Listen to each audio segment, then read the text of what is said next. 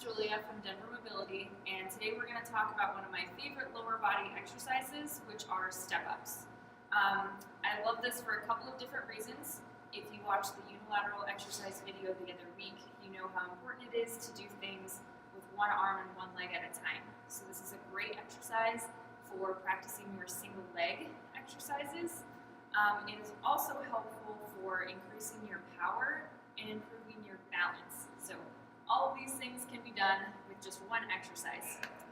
You can use a step or maybe a really sturdy chair, anything that you can find. It also doesn't need to be this high. You can also start with something a little bit lower if this is a challenge.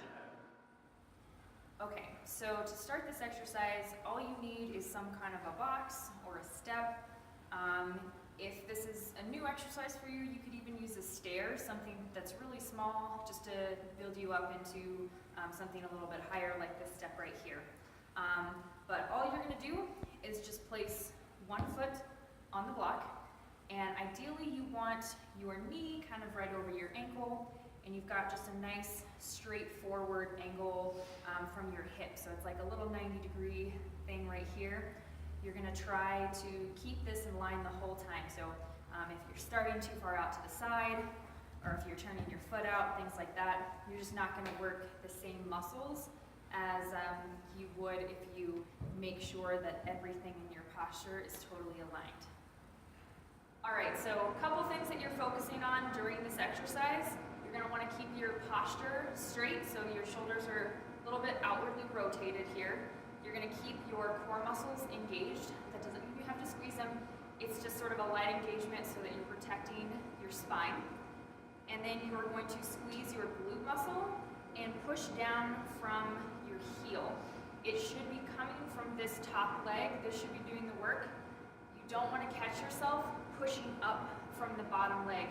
This is doing the work here. So get set.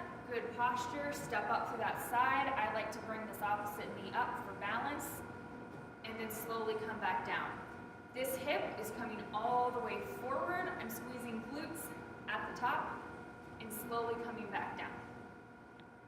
Okay, so obviously after you do one side, you're gonna have to do the other side.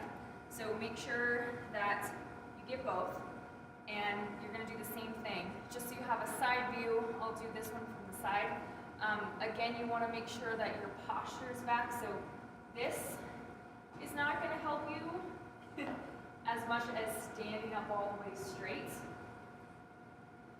Another thing to be mindful of is extending this hip all the way, which I talked about a second ago, but if you come up like this, it's not going to get your glute muscle as much as it will be if you come all the way up here.